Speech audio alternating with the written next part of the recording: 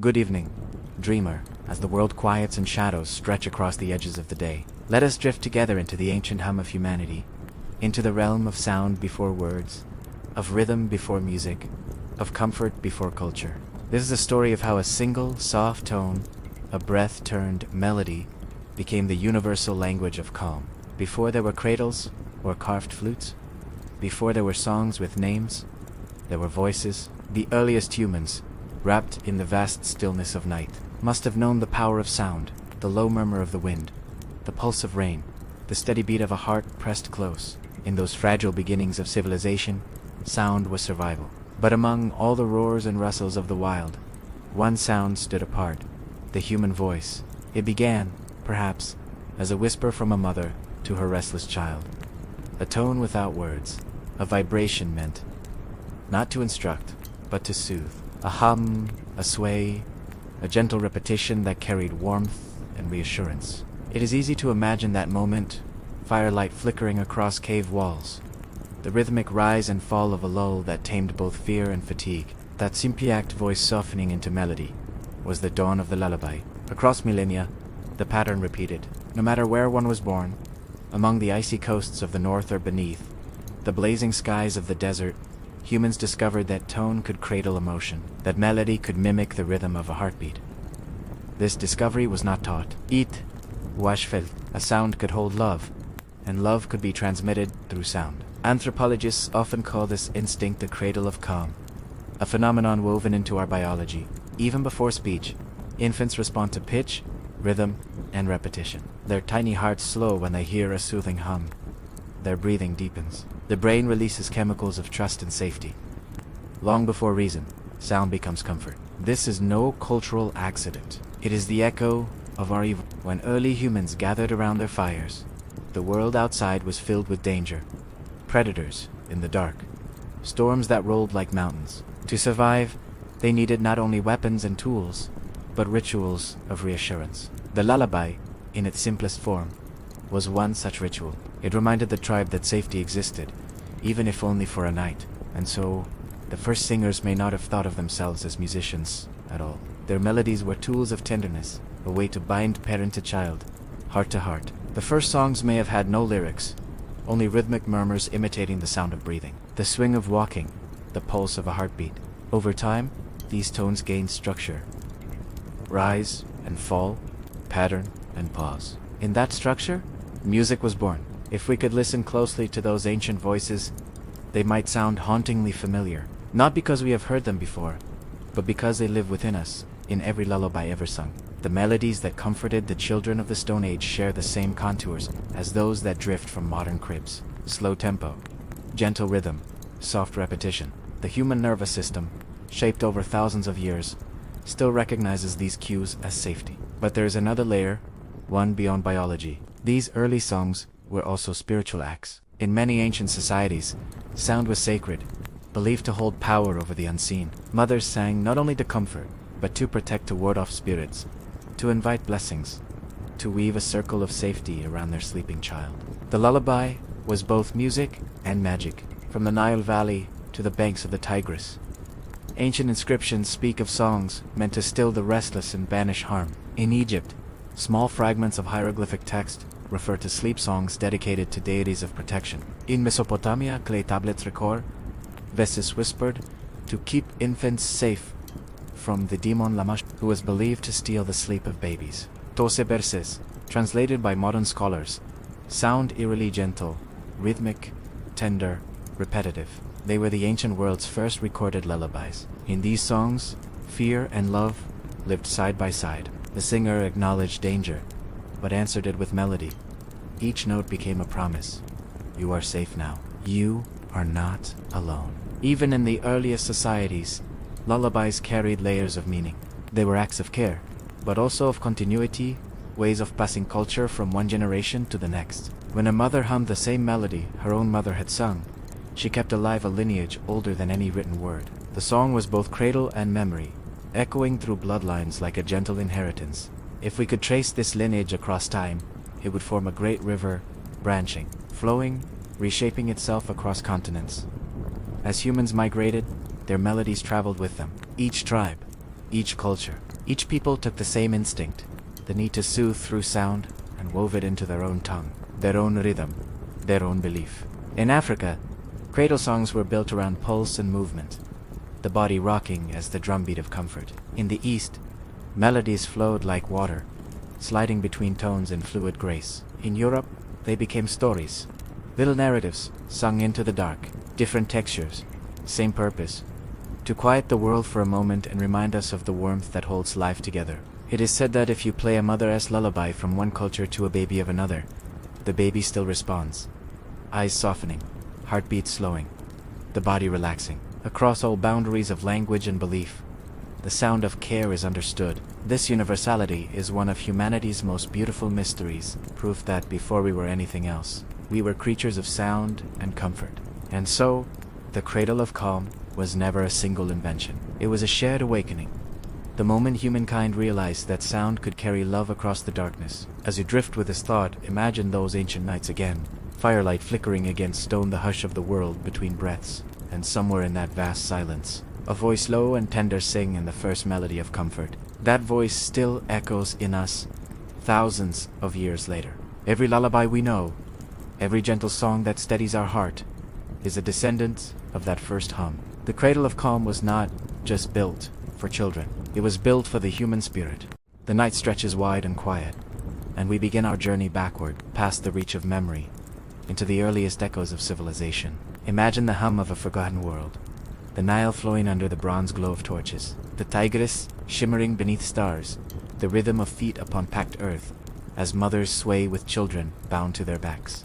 This is where the first documented lullabies took form, where sound, spirit, and survival wove together in the ancient languages of comfort. In the fertile lands of Mesopotamia, long before ink met parchment, clay tablets recorded the trembling poetry of early humanity. Among these were fragments of song invocations to gods and charms for protection. One tablet, over 4,000 years old, bears lines that scholars believe were sung softly over cradles. It was written not for beauty, but for power, a chant meant to guard infants from unseen forces. The Sumerians believed that music could touch divine energy. Every vibration was sacred, a link between mortal breath and celestial harmony. Mothers, though untrained in temple song, borrowed this sacred belief for the simplest of acts to ease their child's sleep. They sang of gods and stars, of gentle beasts and soft winds. But beneath those symbols lay the same timeless message. Rest, my child. The world watches over you. Even in translation, those lullabies carry tenderness. Sleep, my little one, sleep. May the gods of the night watch over your dreams. May the spirits of the earth guard your breath. Their cadence is slow, their repetition hypnotic. Modern researchers note that such patterns echo the rhythms of heartbeat and breath, proof that ancient mothers, without knowing neuroscience, had already mastered its secrets. Farther west, along the banks of the Nile, the Egyptians sang to the rhythm of the flood. Their songs were filled with divine names and gentle appeals. Though the written record focuses on hymns to gods and rulers, traces of cradle songs survive in oral tradition, verses whispered in the same tone as prayers. Egyptian art often depicts mothers holding infants close, lips near their ears, eyes lowered in serenity. The silence of those scenes suggests the sound we cannot hear. Soft, rhythmic singing meant to carry peace. For Egyptians, sound was not merely music. It was hekamagic through words. Every uttered tone carried spiritual force. Thus, a lullaby was both blessing and spell, a charm woven in melody. It guarded not only the child's body, but the fragile soul that stirred within. Across the Red Sea and deep into the Indus Valley, the same instinct breathed a new language. Though their script remains partially scholars studying modern South Asian lullabies believe the tradition stretches back to those early settlements. Even today, Indian mothers sing lotus, songs of rhythm and repetition, often invoking rivers, moonlight, and divine mothers. The continuity across 5 millennia is astonishing. The tone, the cadence, the themes, all remain nearly the same. From Mesopotamia to Egypt, from the Indus to the Yellow River, the earliest songs had no need for instruments. The human voice was enough. Yet as societies evolved, instruments joined the ritual of soothing. Simple flutes, lyres, and rattles echoed the human rhythm. Archaeologists have uncovered delicate whistles carved from bird bone, likely used to calm infants. These were the world's first sound machines, not for ceremony or war, but for comfort. Music, it seems, began not in palaces, but in the quiet of homes. The earliest singers were not priests or performers, they were caregivers. Their audience, a single heartbeat held against their own. And still, lullabies carried another purpose. They were also mirrors of emotion. In those songs, ancient mothers poured their fears, their loneliness, their hopes. The cradle became a confessional. In a world where women's voices were seldom recorded, the lullaby preserved their inner worlds. A Babylonian mother might sing, "Sleep now, little one, for your father is gone to war. The moon will guard you. I will wait for dawn." These were not polished verses, but lived truths, fragments of daily struggles sung into comfort. The repetition of melody was as much for the singer as for the listener. By repeating these sounds, the mother calmed herself. The rhythm became her anchor against the chaos of life. Centuries later, the same pattern would repeat across the globe. In ancient Greece, cradle songs called katavasis mirrored the natural rhythms of rocking. Greek philosophers, Epicurus, wrote of how certain tones could influence the soul. Pythagoras claimed that harmony reflected the balance of the universe, that sound itself was a form of cosmic order. Greek mothers, without formal training in this music of the spheres, instinctively sang in those same scales, soft modes that philosophers said could calm the heart. Their lullabies often referenced the gods' protection or the beauty of nature. "Sleep beneath the olive shade. My child, the doves will dream beside you." From the Mediterranean shores to the Asian plains, the theme remains steady. The song, a sanctuary. And perhaps this is the most remarkable thread, that in a world fractured by distance, language and time, humanity found a single point of unity through sound. The universality of these early lullabies tells a quiet truth. Comfort is not cultural, but elemental. It is as natural as breathing. When archaeologists unearth fragments of ancient instruments or inscriptions of lullabies, they often remark on how simple they are, just a few notes, a few words, repeated. Yet that simplicity is precisely what gives them power. The repetition, like waves on a shore, erases thought and builds peace. Imagine, then, standing in one of those ancient homes. Clay walls, the scent of smoke, a soft breeze through reeds. A mother's voice fills the still air, steady, low, unhurried. Outside, the world turns vast and unpredictable. Inside, in the gentle radius of song, there is only calm. That calm would travel, carried by migrations, wars, trade, and memory. It would evolve, transforming from cradle song to community hymn, from whisper to celebration. But at its heart, it would always remain the same. A melody for safety. As the ancient world gave way to empire and expansion, lullabies began to acquire identity, distinct sounds shaped by geography, language, and local faith. From the deserts of Arabia to the highlands of Africa, the world's great tapestry of sound began to unfurl. And yet, if you listen closely, you can still hear it, that same hum from the dawn of time, traveling quietly through history. It whispers across borders and through generations, a living memory of care. As you close your eyes, imagine those ancient rivers, again the Tigris, the Nile, the Indus, all carrying the same invisible current, the sound of human tenderness. Sleep, little one. Sleep, ancient world. Your songs have never ended. The world turns beneath a canopy of stars, and as humanity spreads across its vast and varied lands, the lullaby travels to reshaped by mountains, molded by seas, spoken in countless tongues, yet always singing the same message. Rest, little one, you are safe. If we listen with patient ears, we can hear it everywhere. The melody of comfort crosses deserts, sails over oceans, climbs through forests and tundra. It bends to every landscape, yet never breaks. Each culture drapes it in its own colors, some bright, some wed, creating a great woven tapestry of sound that binds the human story together. Let us walk softly through that tapestry. In the heart of Africa, where rhythm is the breath of daily life, the lullaby beats with the pulse of the drum. Among countless tribes and regions, soothing songs take many shapes, sometimes hummed, sometimes chanted, often carried by percussive patterns that echo the cadence of walking, rocking, or heartbeats. In the cradle of humankind, music is motion. A mother sways as she sings, her voice rising and falling with the rhythm of her steps. There are few fixed words. Improvisation flows freely. One ancient Bantu lullaby speaks of birds and ancestors watching over the child. The wind will tell your story, my child. The moon will know your name. Here, song is not just sound, It is communication between the living and the unseen. The rhythm links the mother to her heritage. The melody connects her to the land. In many African traditions, lullabies also served as first lessons, teaching names, virtues, and small truths of life. All within the cradle is a genteel sway. As we drift eastward, the sound softens and in Asia, the lullaby becomes a delicate brushstroke, precise, poetic, often built around the beauty of nature. In Japan, the Komoriuta, the nursemaid song, was sung not only by mothers, but also by caretakers, their voices rising gently through paper walls at twilight. The words speak of falling blossoms, distant rivers, and small wishes for the child's future. Sleep, my little flower. The river dreams beside you.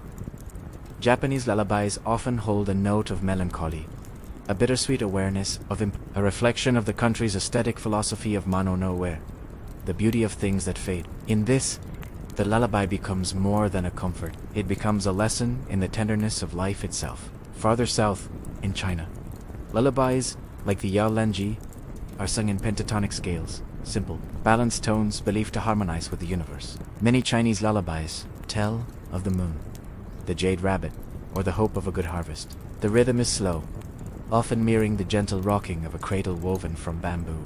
To this day, these melodies can still be heard in rural villages, unbroken echoes of an ancestry that stretches thousands of years.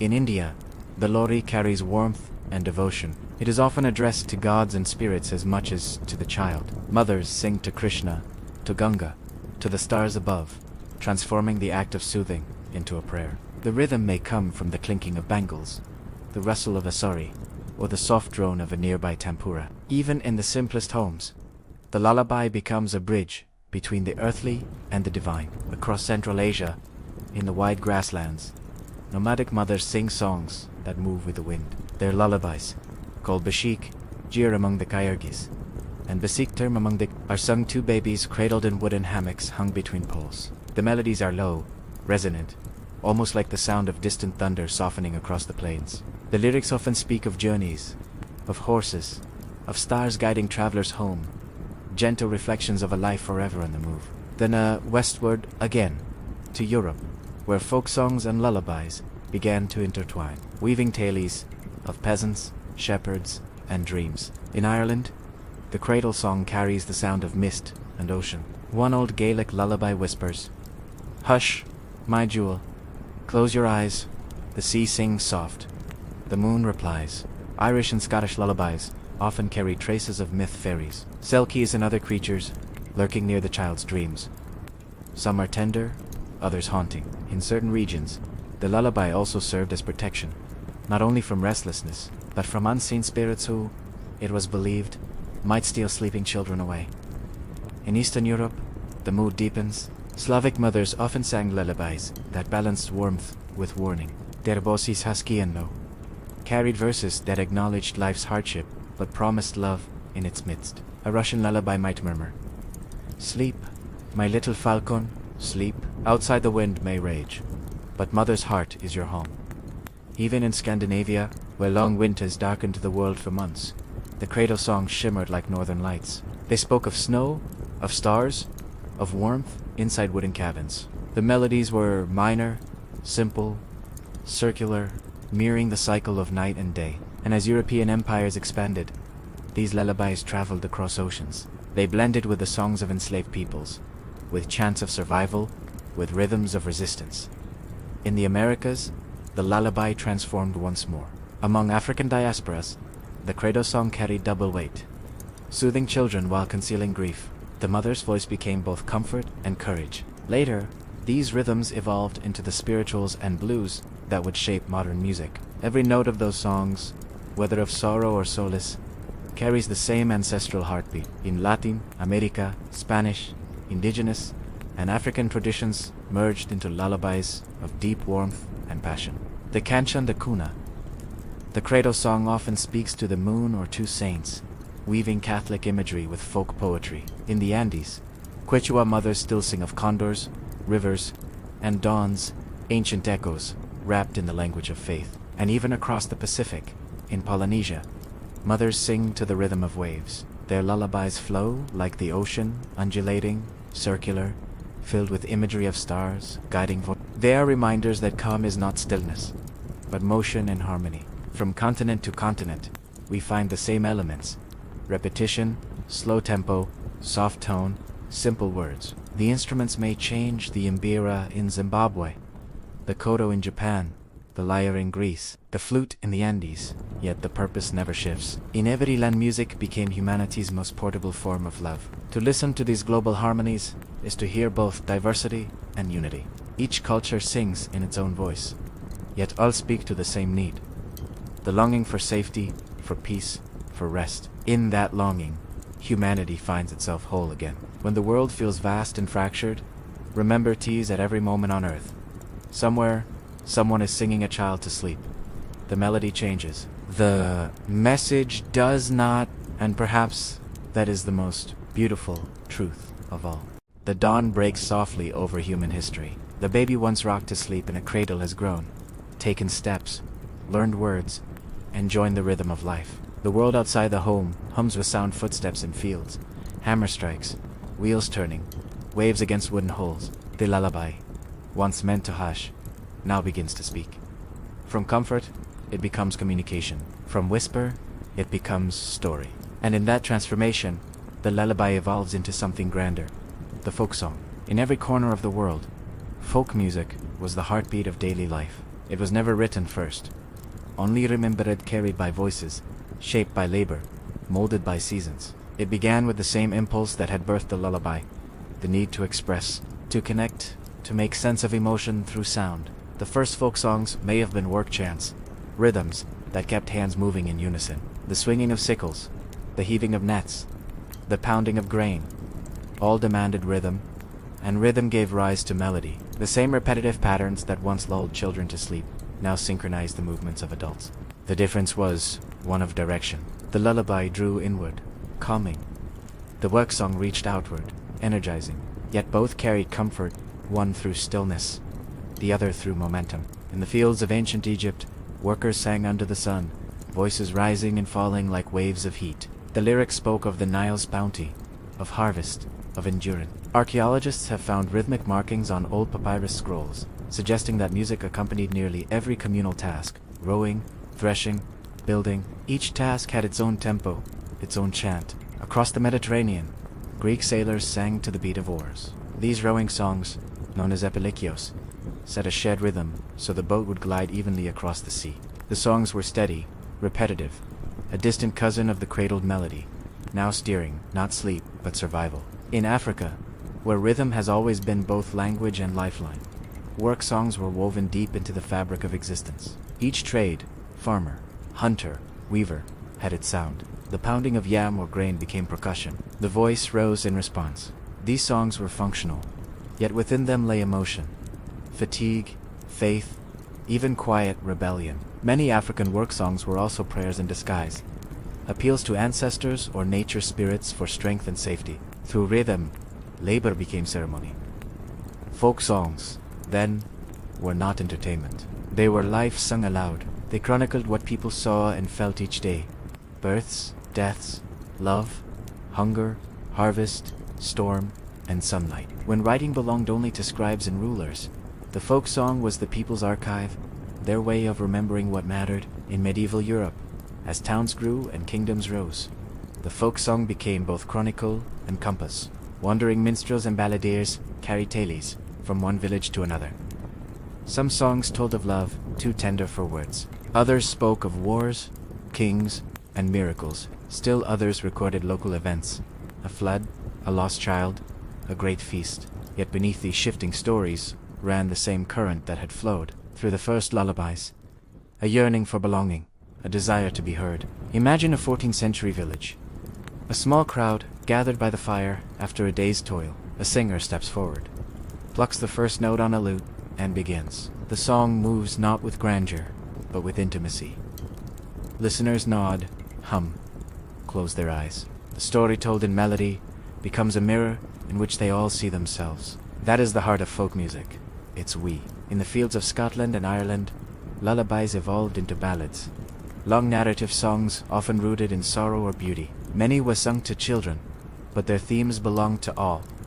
longing, loss, courage, and fate. The same melody that once cradled infants now carried the weight of generations. In Eastern Europe, folk songs became a form of collective memory. When invasions, wars, or migrations scattered families, songs preserved identity. A Ukrainian lullaby might speak not only of sleep, but of soil, sky, and homeland. Each verse a vow not to forget. Even in the Middle East, where ancient lullabies had once called upon spirits for protection, new forms emerged. Makamit and Qasida's melodies that blended faith and storytelling. In desert tents, shepherds sang to the rhythm of stars, their songs echoing across sand like soft wind. And then came the voice of the oppressed, those whose songs became their only freedom among enslaved peoples, especially across Africa and later in the Americas. The lullaby's essence found new life. A mother's song could no longer promise safety, but it could still promise love. Those same rhythmic patterns, slow, cyclical, tender, became foundations for the spirituals, the blues, and eventually the music that shaped the modern world. The cradle song, in its quiet defiance, had become the root of resilience. Through the centuries, folk songs also became tools of protest. In Europe, peasants sang against taxes and hunger. In Asia, villagers sang to remember injustices and lost land. In the Americas, colonized peoples wove coded messages into their songs. The folk song, though born from the lullaby, grew teeth, yet never lost its heart. Still, many folk songs retained the softness of origin. Even those about hardship often ended in hope. Their melodies were circular, their rhythm steady, built to be sung again and again, passed on like an heirloom. It is said that when you sing a folk song, you never sing alone. Every voice that ever sang it before joins you, invisible but present. The melody becomes a thread stretching backward through time, linking the living to the long gone. Perhaps this is what keeps us returning to such songs. In their simplicity, they remind us of who we are, creatures who work, love, grieve, and dream, yet still hum softly in the dark to find peace. So the lullaby left the cradle, but not the heart. It became the song of the field, the road, the sea, the hearth, and always, at its center, the human voice. Every folk song is a grown-up lullaby, a comfort not for one child, but for the whole of humanity. When we step back and listen, truly listen, the world itself hums in lullaby. The rustling of trees in the African savanna, the soft patter of monsoon rains in South Asia, the rolling hum of ocean winds over Polynesian islands, all of it, in some ancient way, sings to us, and across these vast geographies, humanity answered with the same instinct, to turn the world's natural rhythm into song. This is where the story of lullabies becomes a story not of separate civilizations, but of shared heartbeat. Each culture, African, Asian, European, American, found its own melody, its own words, its own cradle to rock. Yet beneath the surface differences, every note whispered the same truth. You are safe. You are loved. Ju, Gan, rest. In the heart of Africa, where the drumbeat has always been a language, lullabies were never just songs for sleep. They were part of the social fabric. Among the Yoruba of Nigeria, mothers sang Omopupanimi, a gentle reassurance to their children that beauty and worth lay within, regardless of hardship. The rhythms echoed the heartbeat itself, steady, human, grounding. In Ghana, the Ewe people used low, repetitive chants, blending melody with the rhythm of swaying bodies as they rocked their babies. These songs weren't the only private, they were communal. Aunts, sisters, and neighbors might join in, turning one child's bedtime into a chorus of collective love. What's remarkable is how these songs, though deeply local, carried messages that transcended boundaries. They soothed not only infants, but also mothers burdened by labor, fathers returning from long hunts, and elders recalling the sweetness of their youth. In many African traditions, a lullaby was a bridge between generations, between the seen and unseen. Some even served as soft prayers to ancestors, asking for their protection over the newborn. The voice became sacred, a vessel through which both memory and magic flowed. Far to the east, in the misty lands of Asia, lullabies took on tones of exquisite delicacy. In Japan, the song Ido Lullaby begins with the soft warning, "Sleep, little one, or the demons will come too." Modern ears, it sounds airy yet in its cultural context. It's a tender invocation of protection. The demons weren't threats, but symbols of the chaotic world outside, kept at bay by the loving voice of the mother.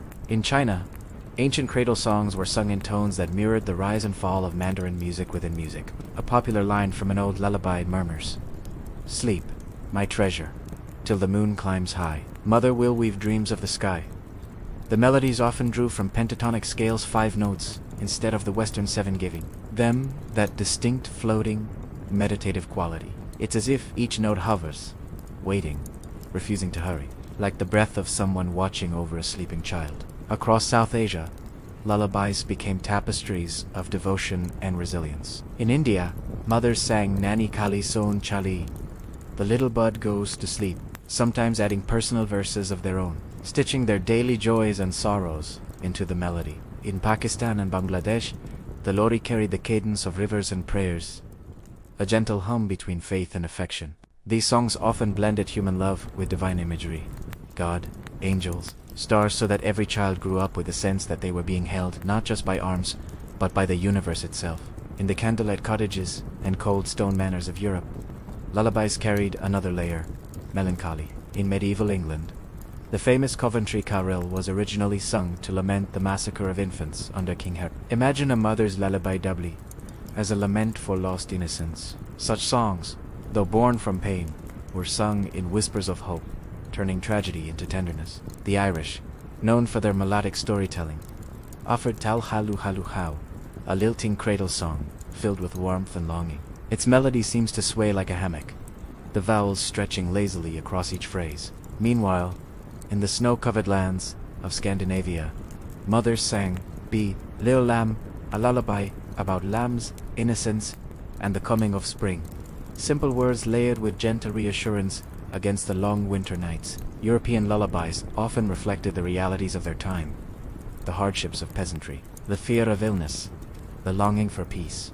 Yet in every verse, the tenderness endured. They became quiet acts of resilience, a way for parents to promise love in an uncertain world. Long before the colonization of the Americas, indigenous peoples had their own musical languages of comfort. In the Navajo tradition, lullabies were prayers, songs that called upon changing woman, the life giver, to bless the child.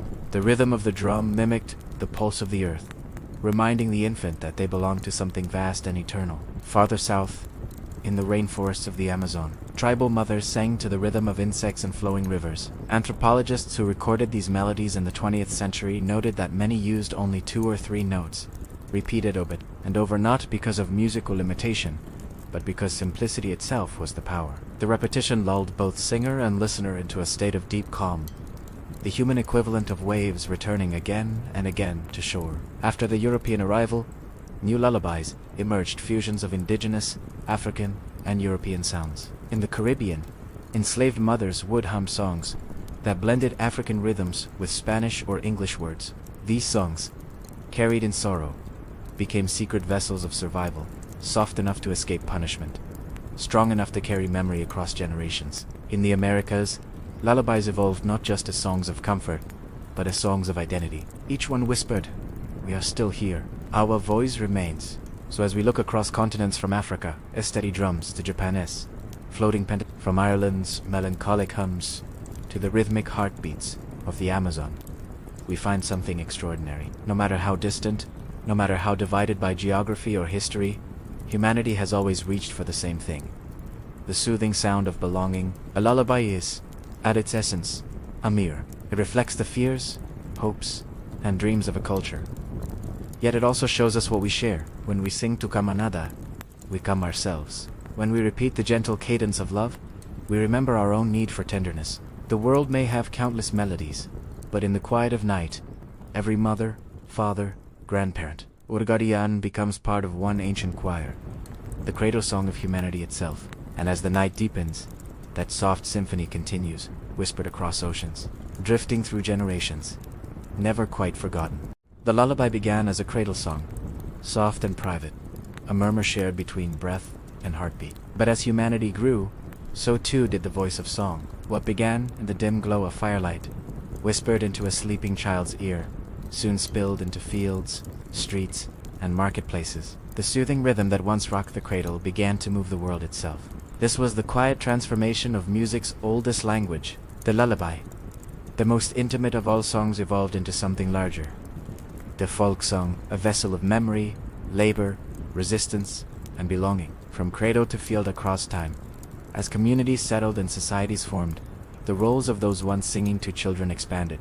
The same mothers who rocked babies by night worked by day, weaving, grinding grain, harvesting crops. The rhythms of their work were steady, repetitive, and meditative.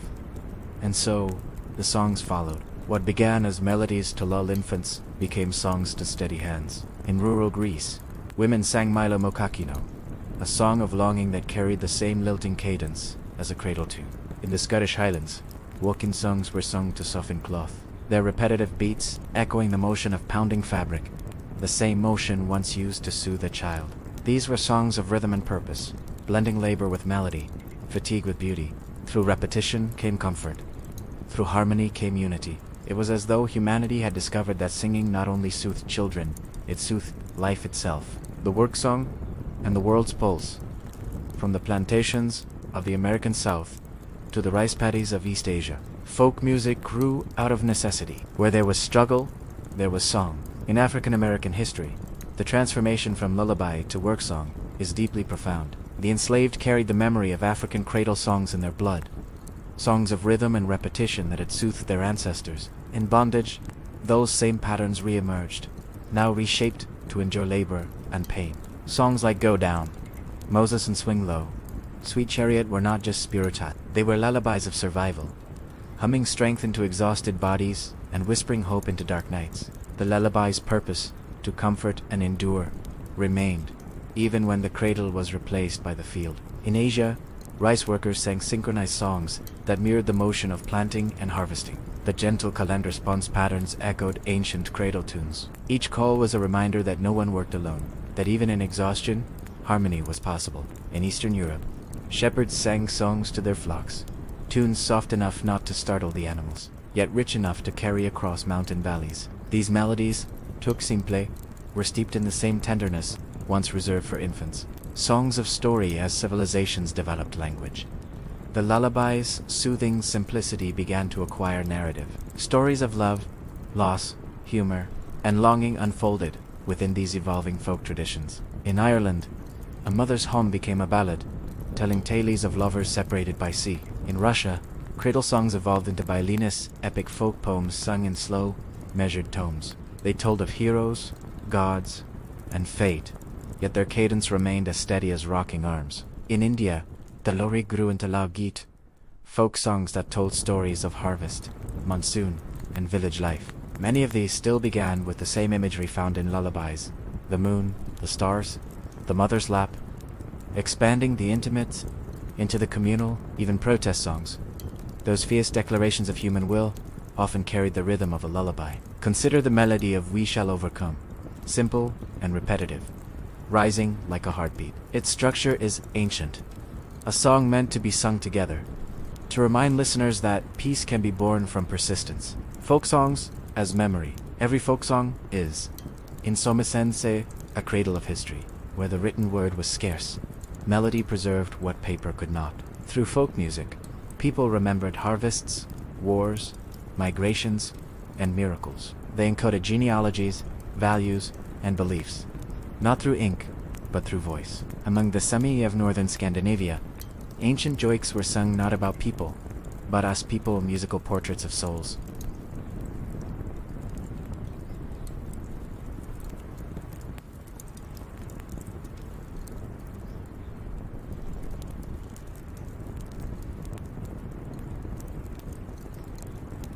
And sometimes, that power becomes rebellion. During colonization, occupation, and war, lullabies and folk songs often carried hidden messages. In Turkey, women sang cradle songs that secretly mourned lost sons. In Eastern Europe under Soviet rule, folk melodies were used to express identity and defiance, veiled beneath harmless lyrics.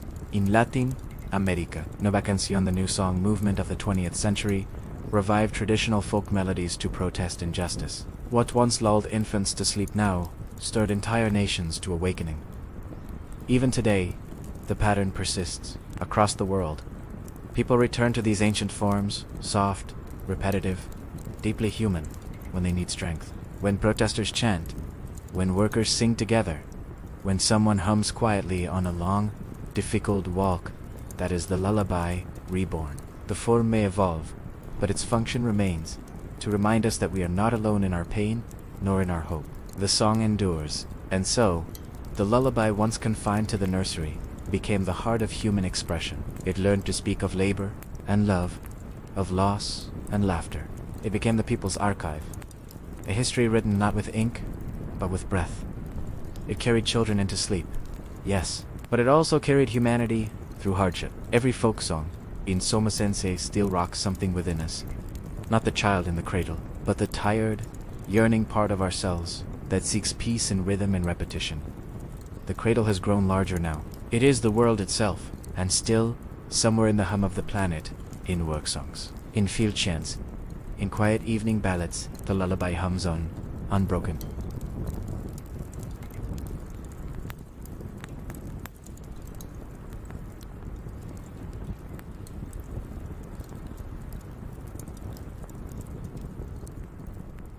Every lullaby carries something more than sound. Beneath its melody lies a quiet wisdom, one older than words or science. Our earliest ancestors might not have understood the language of neurons or hormones, but they knew that sound could heal. A soft hum, a steady rhythm, a gentle voice. All of it was instinctive medicine for the restless heart. The human body has always listened long before it could understand. Even in the womb, a child lives in a world of muffled music.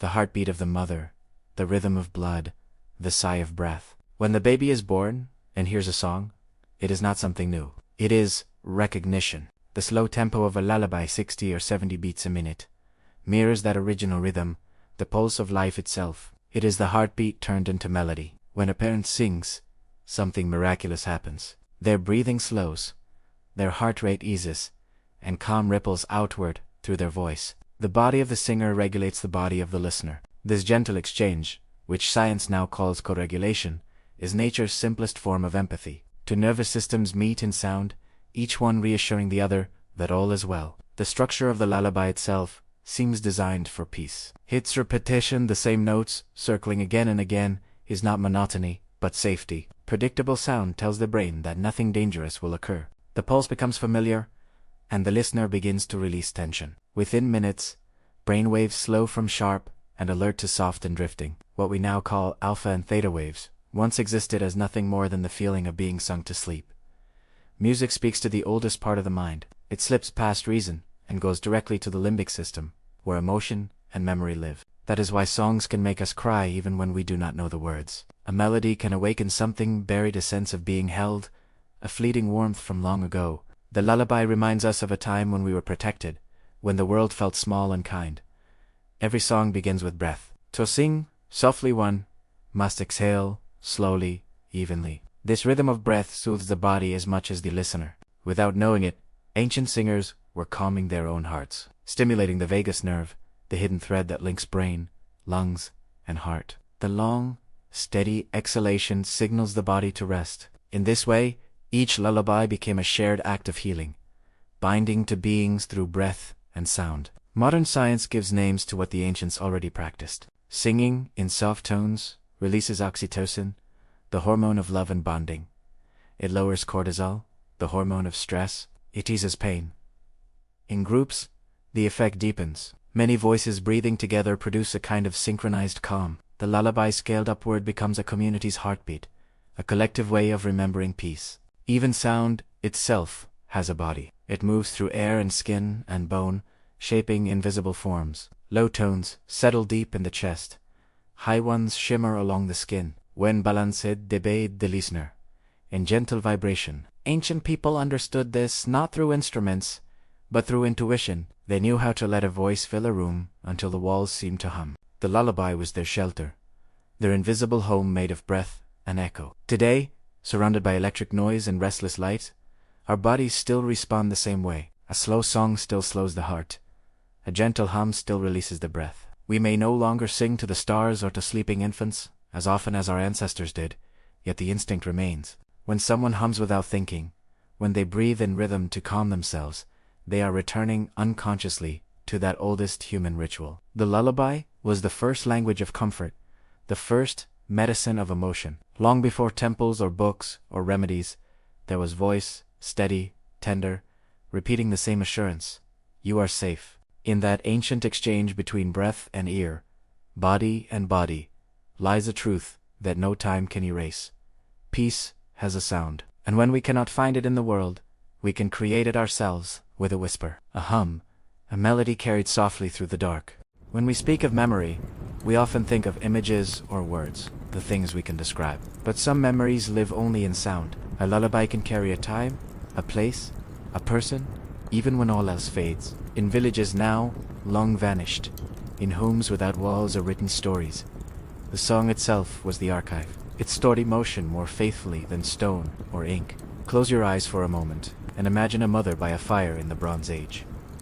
Around her, the night hums with the sound of insects and wind through tall grass. She rocks her child, whispering a tune her own mother once sang. She does not know that thousands of years later, echoes of that rhythm will still be found in the same gentle swaying, the same cadence, the same small rise and fall of tone. This is how sound remembers. Every culture used song as a vessel of lineage. In Icelandic sagas, lullabies slipped between myths of gods and storms, preserving ancient words long after speech changed. In West African griot traditions, melodies wove family histories, carrying the weight of generations. Even when languages split and scattered, the songs lingered like ghosts of the mother tongue. The melody became a bridge, holding fragments of who people once were.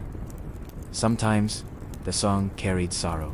When people were exiled, enslaved, or displaced, they took their music with them. In the hum of a work song, in the rhythm of a lullaby sung far from home, the past survived. Among African diasporic communities in the Americas, you can still hear the echo of ancestral tones, pentatonic scales, coland responds, and gentle rocking tempos that once soothed children by the Niger River.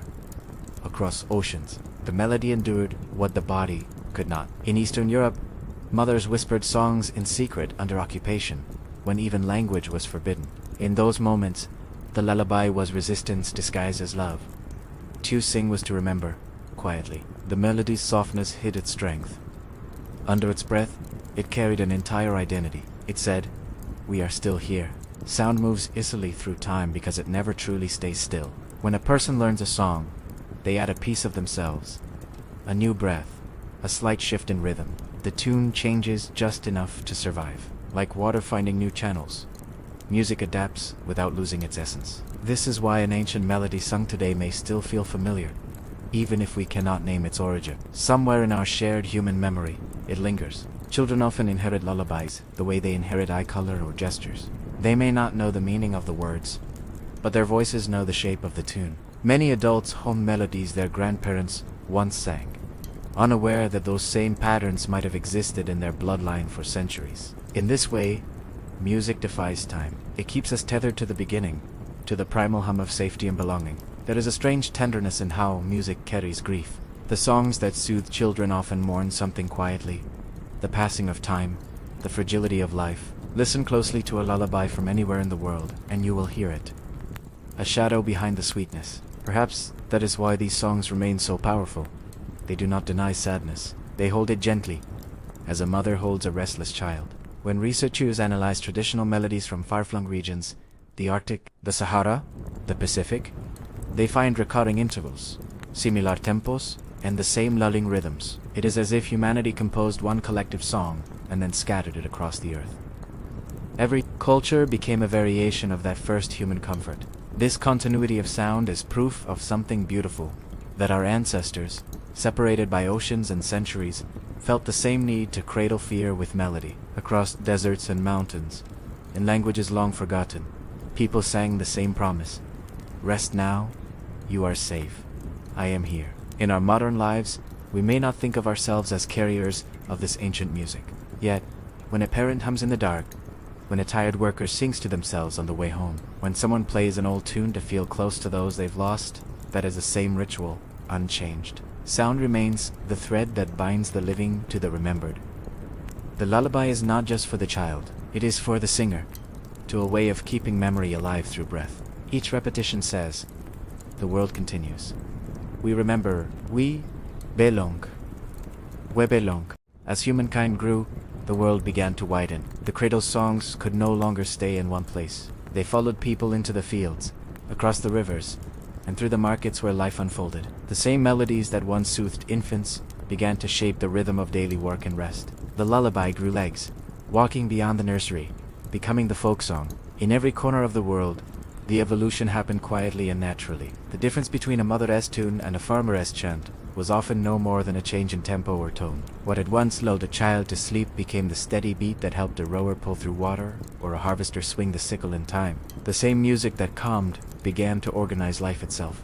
In rural China, field workers hummed melodies called hosey work songs sung in unison to align the strength of many arms. Their cadences echoed the lullabies of home, repetitive, rhythmic, soothing in their steadiness. In the Scottish Highlands, women who spun wool sang walk-in songs, their voices rising and falling with the rhythm of cloth striking the table. Between each verse, they would share laughter, gossip, or memory, binding the task to the heartbeat of community. Across Africa in the heat of the savannah, the songs of herders and farmers wove through the day like wind through tall grass. The rhythm of pounding grain or walking long distances, pulsed with ancient familiarity, a steady, rocking motion. These were lullabies, reimagined no longer to put a baby to sleep, but to keep the soul from tiring in the weight of labor. In Europe's villages, folk songs served as maps of human feeling. Some spoke of harvest, others of loss, of love, of the turning seasons. Many were built on the same melodic bones as cradle songs. Simple intervals, easy to remember, impossible to forget. Generations could pass a tune from grandmother to granddaughter without ever writing a word. The folk song became humanity's first open diary. In its verses, entire lives were recorded. Who loved whom, who left, who returned, who died. These songs were never owned. They belonged to the people who needed them at the time. When a fisherman sang to the sea, his melody joined those before him. When a soldier hummed by the fire, his voice carried the weight of countless others. In this way, the folk song became the collective soul of humankind, a soft, continuous chorus of survival. Even rebellion wore the face of melody. Across Europe and Asia, peasants, miners, and workers turned familiar tunes into quiet protests. A lullaby could become a weapon when its words were changed. The same notes that once whispered comfort to a child could now whisper defiance to power. The melody was gentle. The message was not. It was safety turned into strength. In America, enslaved Africans reshaped the music they carried across the Atlantic into spirituals, songs of pain, hope, and endurance. In the fields, these songs became code, the promise of freedom hidden inside harmony. Swing Low, Sweet Chariot was not just a hymn, it was a map. Beneath the melody of faith lived the heartbeat of survival, a rhythm that had crossed oceans. The lullaby's essence, to soothe and to strengthen, remain. Only now it sang to entire communities instead of single infants. In every century, as people migrated, fought wars, or built cities, their songs adapted. Folk melodies absorbed new languages, new instruments, new griefs. Yet they always returned to the same human center, the need to be heard, to be calmed, to belong. The instruments of folk music, too, were born from simplicity. The flute, the drum, the lyre, the sitar, the kora, all were extensions of the human pulse. They carried the breath and heartbeat into the open air. The musician became what the mother once was, a keeper of rhythm, a guide through silence. As societies became more complex, songs began to travel faster than the people who sang them. A sailor could learn a tune in one port and carry it to another, where it would mix with local melodies. This exchange created hybrids, songs that could belong to no single nation, but to everyone. Like wind through trees, music moved freely, blending cultures without asking permission. And through all these transformations, one element endured: repetition. Whether sung to rock a child or to guide a worker's hands, repetition gave security. It allowed the mind to rest within motion. A verse repeated as a thought that stays. Even today, the most beloved songs of every genre, pop, gospel, folk, or classical, carry that same cyclical pattern. The ancient design of comfort persists, quietly shaping what we call beauty. In this way, lullabies became life songs, companions in joy and sorrow, anchors in the noise of time. They taught us that music is not separate from existence. It is existence, arranged in rhythm and tone. To sing was to remember being alive, and even now, when machines can store every sound ever made, the old songs still ask to be sung, not played, because their power lies not in perfection, but in the breath that carries them. Each voice that joins renews them. By the dawn of the modern age, the hum of humanity had changed. Where once there was the rhythm of hand against drum or breath through reed, there came the whir of wheels, the hiss of steam, the pulse of engines. Yet beneath the metallic noise, something softer endured the old human melody, surviving like a thread of calm woven through the clamor of progress. Factories replaced fields. Cities grew taller than the tallest trees. The night, once filled with lullabies and the chatter of crickets, now trembled with the hum of electric light. But even in this new age of iron and industry, people still sang. They sang to remember themselves. In the narrow rooms of early industrial cities, women hummed lullabies over the clatter of machines, the same songs their grandmothers had sung beside rivers and fires. The sound may have been half drowned by noise, jaded, indurred, a fragile candle against the wind. For every generation, singing became both a survival instinct and a rebellion against silence. The 19th century gave birth to collectors, seekers of old songs. Men and women wandered through rural villages with notebooks and phonographs, capturing the last breaths of unwritten music before it vanished under the weight of modern life. In England, Cecil Sharp listened to the voices of farmers and washerwomen, recording melodies that had never known ink. In America, Alan Lomax carried his microphone through the Deep South, archiving the heart of folk and blues. Their work was more than preservation. It was rescue, saving the sound of humanity from being drowned by progress. What they found was astonishing. Across continents, the songs of peasants, sailors, and shepherds still carried the same DNA as ancient lullabies. The rocking tempo, the tender repetition, the half-whispered comfort, all were still there. It was as if civilization could build factories and railroads, yet the human voice refused to evolve beyond its most sacred simplicity. Tenkame Radio, invisible waves carrying music through the air. For the first time, a lullaby could travel farther than any singer's breath. Mothers began to hum along to broadcasts, their children falling asleep to voices from faraway lands. The intimacy of song met the expanse of technology. It was a strange union, impersonal, yet deeply personal. With radio, folk music found new life. Artists like Woody Guthrie, Leadbelly, and Odetta turned the people's melodies into anthems. Their songs told of hardship and hope, love and loss, in words anyone could understand. This land is your land, Good Night Irene, and countless others were lullabies for grown hearts, soothing, truthful, and rooted in the same pulse that once rocked infants to sleep. As decades passed, these simple tunes became mirrors of each era. During wars, soldiers carried small harmonicas and sang softly in trenches. On long journeys, travelers played guitars beside campfires. Each melody reminded them of home, or the idea of one. In the noise of history, these quiet songs were a form of peacekeeping. Even in the rise of jazz, blues, and rock, sounds far more complex, the core instinct remained. Listen closely to the slow sway of a blues rhythm, the murmur of a love ballad, or the echo of a gospel choir. Beneath it all is that same ancient pattern. Slow, repetitive, gentle, human.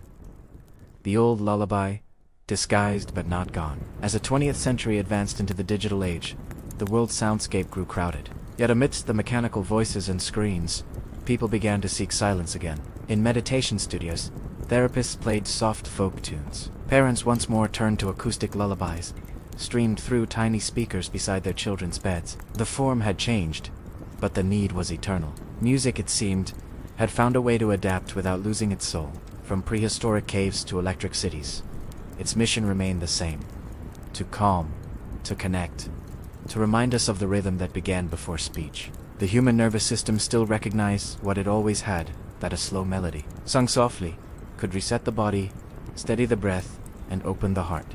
And now, as we stand in an age where machines can generate perfect songs in seconds, the imperfect human voice feels more sacred than ever. A lullaby sung by a tired parent, a folk tune played on a cracked guitar. These are small acts of resistance against the sterile perfection of the digital world. They remind us that comfort is not dado. It is vibration. It is breath. The folk song and the lullaby endure, because they are not inventions, they are instincts. They belong to the pulse that beats beneath language and technology alike, whether sung through a smartphone or whispered in a darkened room.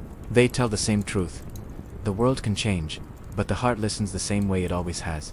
In the century of noise, silence became precious again.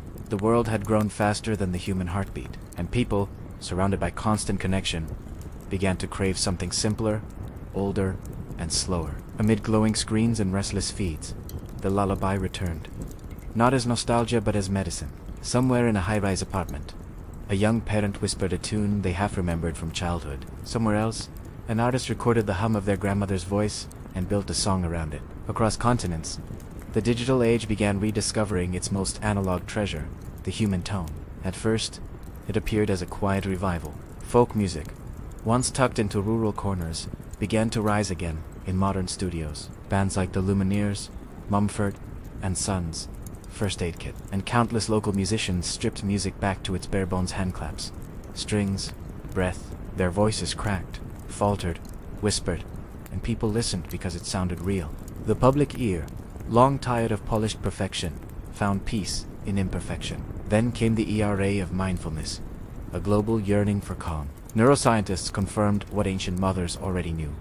Slow, repetitive sounds can reset the nervous system. Playlists called sleep folk, deep calm/acoustic stillness filled streaming platforms. People began sleeping again to the same principles that once rocked infants to rest. The circle had closed, seamlessly. Technology, in its paradoxical way, became the keeper of ancient quiet. You could now hear an Inuit cradle song, a Javanese lullaby, or a Nigerian work chant with a single tap. Voices that once belonged to villages lost to time now floated across the world, finding listeners they were never meant to reach. The digital ether became a new hearth, one that burned with invisible fire, yet warmed the same. And yet, amid this wonder, the human touch remained irreplaceable. No recording could fully match the way a live voice vibrates through the air and into another body. Scientists call it resonance. Poets call it presence. When you sing to someone, even softly, you give them a part of your breathing, your rhythm, your being. That act, ancient and immediate, cannot be did. In hospitals and care homes, therapists began using lullabies, not just for children, but for the elderly, for those in pain, for those leaving the world. The same melodies that once greeted life now comforted its twilight. Music bridged both beginnings and endings. It soothed not only the restless, but the fading, a full circle of sound. In refugee camps, displaced families carried their songs as their last piece of home. A Syrian mother humming to a child, a Ukrainian father singing a folk prayer by a border fence, an Afghan grandmother reciting old Pashto verses, all of them keeping identity alive through breath. When language, land, and safety are lost, melody becomes the last possession. And in cities where cultures collide, something extraordinary began happening. A child in Tokyo hummed a Celtic lullaby they heard online. A musician in Nairobi fused an Irish folk melody with African rhythms. The music of the earth began to remix itself, not to erase difference, but to show how all comfort shares one heartbeat. Artists turned to this truth consciously. Projects like Playing for Change gathered street musicians from every corner of the world, layering voices from Nepal, Brazil, Mali, and New Orleans into one song. The result was not chaos, but peace. Humanity, long scattered, sounded suddenly united again, not through words, but tone, rhythm, and breath. Even the most futuristic art forms began looking backward. Ambient composers built soundscapes that mimicked womb rhythms. Filmmakers used lullaby motifs to underline moments of tenderness or grief. And poets once more wrote of singing softly to those they love, not to impress, but to soothe. The cultural noise was loud, but under it ran the eternal hum of calm. People began to realize something profound. Progress had not erased the ancient, it had brought us back to it. In a world where everything can be simulated, what cannot be faked is sincerity. A trembling voice, a simply tune, a human pause. Folk and lullaby music became acts of resistance against constant acceleration. To listen was to slow down. To hum was to remember. The 21st century's rediscovery of quietness is not regression. It is restoration. The old songs did not vanish into museums. They moved into meditation apps, sound baths, art installations, and children's playlists. They became a gentle undercurrent to modern consciousness, the background music of collective healing. Everywhere, from neon cities to mountain villages, the same truth remains. The melody that once lulled our ancestors to rest still runs within us.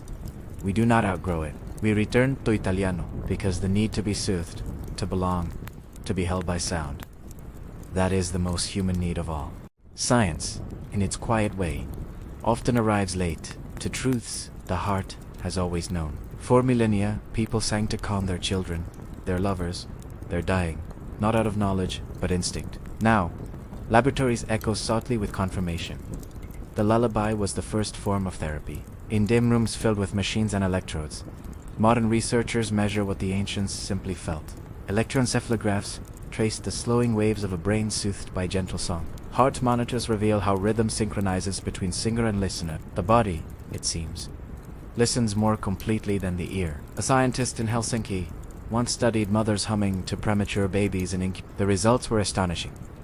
The infants' oxygen levels rose. Their tiny hearts beat more steadily. Even when separated by glass, the sound of the mother's voice reached through. The melody bridged the space between fragility and safety. It was medicine, but not chemical. A treatment made of breath and intention. Across the world, in Boston, therapists use music to help patients recovering from trauma. They teach them to hum again, to find rhythm in their breath. Those who cannot speak after grief or injury often find that singing opens what silence has sealed. The voice becomes a kind of light, small at first, then growing warmer, steadier. Neuroscience calls it entrainment, when two rhythms begin to align. A calm voice slows the listener's heartbeat. A steady pulse steadies the mind. Even in animals, this instinct appears: a cat's purr, a whale's song, a bird's low. Nature itself hums in frequencies of reassurance. Humans, knowingly or not, have always been part of that choir. Brain scans show that when we listen to soothing melodies, the limbic system, the seat of emotion, relaxes. The amygdala, where fear lives, quiets down. Dopamine drifts gently through neural pathways. The chemistry of comfort, and oxytocin, the bonding hormone, blooms like light. The body reads music as touch. But the mystery runs deeper than chemistry. In Japan, researchers found that elderly patients with dementia could recall lyrics of childhood, songs long after they forgot names or faces. The melodies seemed to survive where memory failed. Scientists believe that music lives in older, more primitive parts of the brain, regions that resist decay. The lullaby, therefore, may be the last thing the mind remembers before darkness takes it. In therapy rooms, this discovery has become a lifeline. Caregivers now sing to patients who no longer speak, and for brief moments, the lost respond. A murmur, a smile, a tear. The melody unlocks something deeper than language, the same way it once did in infancy. It closes life, as circo, with an echo. Sound therapy has grown into a science of vibration. Practitioners use tuning forks, singing bowls, and hums to recreate the frequencies of calm. They speak of resonance, a state where body and sound move together. When a tone matches a person's internal rhythm, the body seems to sigh. Muscles release, breathing deepens, the nervous system settles, as if recognizing an ancient friend. Western medicine, long skeptical of what it cannot measure, now admits what shamans and lullaby singers always knew, that the body is an instrument, and harmony heals. In hospitals, you can hear soft guitars beside ventilators. Gentle humming in palliative wards, the sterile rooms begin to feel human again. Psychologists call lullabies regulatory tools, ways to manage emotion. Parents are trained to use slow singing to calm anxious children. Soldiers with PTSD are taught to hum, not for art, but for grounding. The vibration in the chest reminds the body it is still here, still breathing, still safe. What once soothed infants now saves adults. Even NASA, studying the effects of isolation in space, discovered that astronauts who listened to slow, repetitive music maintained better mental stability. In the infinite silence of the cosmos, the old human rhythm still protects the mind. Perhaps the stars themselves hum, faintly, in that same key. And though science can now chart every wave and pulse, there remains a silence. It cannot define the part of the lullaby that touches beyond biology. That moment when a melody seems to know us better than we know ourselves, when it feels not heard but remembered. That is where knowledge ends and wonder begins. The truth is simple, and it hums beneath all research. Humans need rhythm, the way they need air. The first sound we ever heard was a heartbeat. The last may be a hum. Between those two, everything we call music is just the body, remembering where it came from. Science, in its quiet way, often arrives late to truths the heart has always known. For millennia, people sang to calm their children, their lovers, their dying, not out of knowledge, but instinct. Now, laboratories echo softly with confirmation. The lullaby was the first form of therapy. in dim rooms filled with machines and electrodes. Modern researchers measure what the ancients simply felt. Electroencephalographs trace the slowing waves of a brain soothed by gentle song. Heart monitors reveal how rhythm synchronizes between singer and listener. The body, it seems, listens more completely than the ear. A scientist in Helsinki once studied mothers humming to premature babies in The results were astonishing. The infants' oxygen levels rose. Their tiny hearts beat more steadily. Even when separated by glass, the sound of the mother's voice reached through. The melody bridged the space between fragility and safety. It was medicine, but not chemical. A treatment made of breath and intention. Across the world, in Boston, therapists use music to help patients recovering from trauma. They teach them to hum again, to find rhythm in their breath. Those who cannot speak after grief or injury often find that singing opens what silence has sealed. The voice becomes a kind of light, small at first, then growing warmer, steadier. Neuroscience calls it entrainment, when two rhythms begin to align. A calm voice slows the listener's heartbeat. A steady pulse steadies the mind. Even in animals, this instinct appears: a cat's purr, a whale's song, a bird's low. Nature itself hums in frequencies of reassurance. Humans, knowingly or not, have always been part of that choir. Brain scans show that when we listen to soothing melodies, the limbic system, the seat of emotion, relaxes. The amygdala, where fear lives, quiets down. Dopamine drifts gently through neural pathways. The chemistry of comfort, and oxytocin, the bonding hormone, blooms like light. The body reads music as touch. But the mystery runs deeper than chemistry. In Japan, researchers found that elderly patients with dementia could recall lyrics of childhood, songs long after they forgot names or faces. The melodies seemed to survive where memory failed. Scientists believe that music lives in older, more primitive parts of the brain, regions that resist decay. The lullaby, therefore, may be the last thing the mind remembers before darkness takes it. In therapy rooms, this discovery has become a lifeline. Caregivers now sing to patients who no longer speak, and for brief moments, the lost respond. A murmur, a smile, a tear. The melody unlocks something deeper than language, the same way it once did in infancy. It closes life, as circo, with an echo. Sound therapy has grown into a science of vibration. Practitioners use tuning forks, singing bowls, and hums to recreate the frequencies of calm. They speak of resonance, a state where body and sound move together. When a tone matches a person's internal rhythm, the body seems to sigh. Muscles release, breathing deepens, the nervous system settles, as if recognizing an ancient friend. Western medicine, long skeptical of what it cannot measure, now admits what shamans and lullaby singers always knew, that the body is an instrument, and harmony heals. In hospitals, you can hear soft guitars beside ventilators. Gentle humming in palliative wards. The sterile rooms begin to feel human again. Psychologists call lullabies regulatory tools, ways to manage emotion. Parents are trained to use slow singing to calm anxious children. Soldiers with PTSD are taught to hum, not for art, but for grounding. The vibration in the chest reminds the body it is still here, still breathing, still safe. What once soothed infants now saves adults. Even NASA, studying the effects of isolation in space, discovered that astronauts who listened to slow, repetitive music maintained better mental stability. In the infinite silence of the cosmos, the old human rhythm still protects the mind. Perhaps the stars themselves hum, faintly, in that same key. And though science can now chart every wave and pulse, there remains a silence. It cannot define the part of the lullaby that touches beyond biology. That moment when a melody seems to know us better than we know ourselves, when it feels not heard but remembered. That is where knowledge ends and wonder begins. The truth is simple, and it hums beneath all research. Humans need rhythm, the way they need air. The first sound we ever heard was a heartbeat.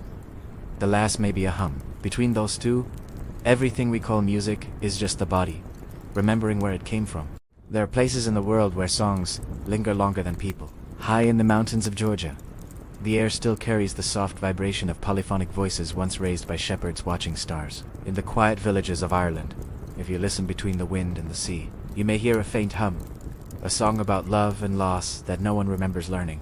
On the plains of Mongolia, the echo of throat singing still trembles in the wide sky, a reminder that even the earth once sang with us. These remnants of sound are the fingerprints of emotion left behind by generations. Lullabies, in particular, have this power.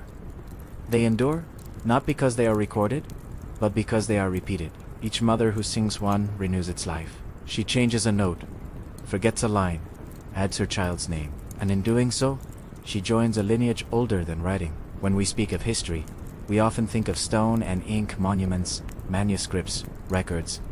But perhaps the truest form of continuity is vibration. The body remembers the rhythm of rocking. The heart recalls the tempo of breath. That is how the ancient melodies survive, not in books, but in muscle, in pulse, in the instinct to soothe. A curious thing happens with songs that travel through generations.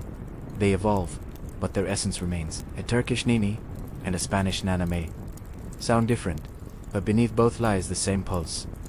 A slow, swaying heartbeat, the same quiet insistence. You are safe, you can rest. This message is the secret grammar of all lullabies. When colonizers, migrations, or diasporas scattered people across the globe, they often lost their language, but they did not lose their hum. That low, wordless tune that mothers used while rocking their children survived even when everything else changed. It was the one heritage no empire could erase. Perhaps this is why lullabies have never truly gone extinct. Even in the digital age, a mother may now play a recording from her phone, yet somewhere in her body, she hums along without realizing it. Technology may replace instruments, but it cannot replace presence. The voice still matters because it is alive.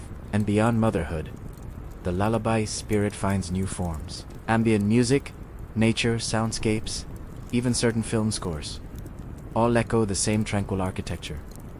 Long, slow phrases, gentle repetition, gradual descent. They create a soft corridor of sound through which the mind can wander toward sleep.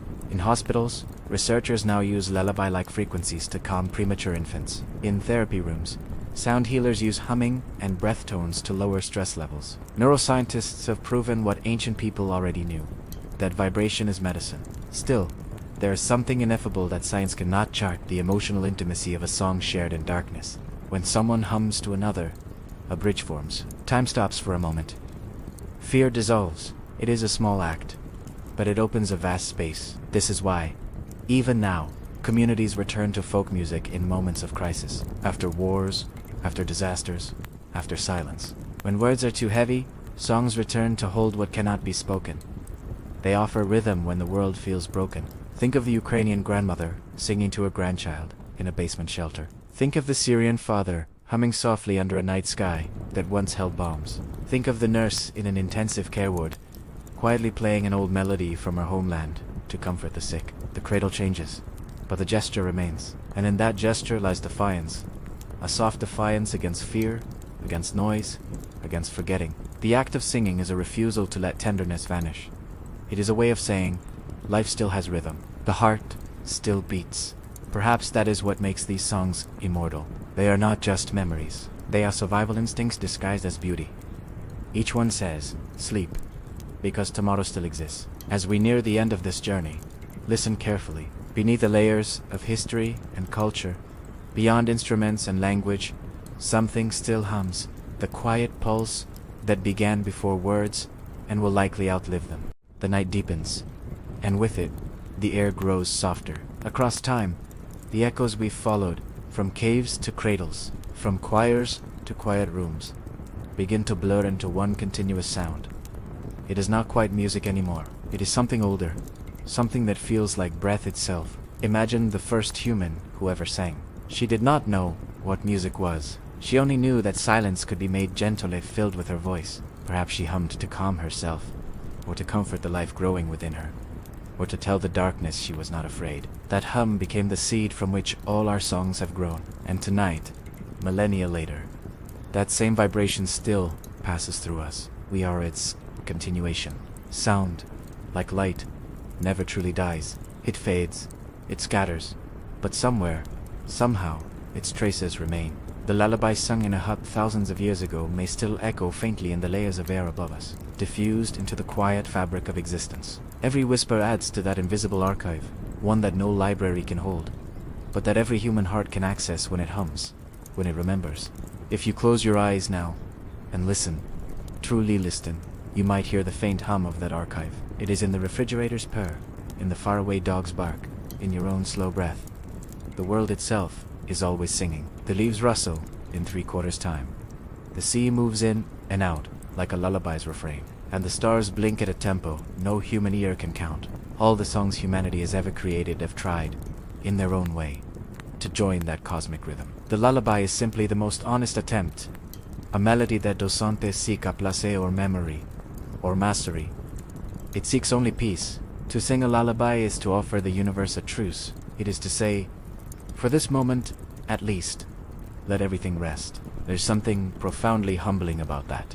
The mother who hums in the dark is not performing. She is participating in the oldest ritual of existence, the reconciliation between chaos and calm. Her song is both shield and surrender. It tells the child, you are safe, and tells the night, I trust you to keep us, and perhaps beyond all its cultural forms. This is what every folk song, every chant, every melody has tried to achieve, a temporary harmony between the fragile human body and the immense, indifferent universe. To sing is to make peace with being small. In modern life, we often forget this.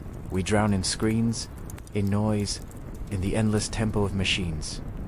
Yet even now, late at night, someone somewhere still hums. A parent soothing a child, a commuter under their breath, a stranger lost in thought. That hum is the thread that keeps us human. It reminds us that long before we built cities, we built comfort. Long before we measured time, we learned to slow it with rhythm. Long before we understood the stars, we sang to them, and maybe that is what the world needs most. Now, not louder music, not faster rhythms, but the return of the quiet song, the kind that expects nothing, the kind that only exists to soften the edges of being alive. So tonight, as the world outside hums in its mechanical sleep, imagine this. Somewhere in a distant part of the earth, another person is humming to a different melody, a different language, but the same emotion. Somewhere a mother sings in Yoruba, another in Japanese, another in Arabic, another in silence.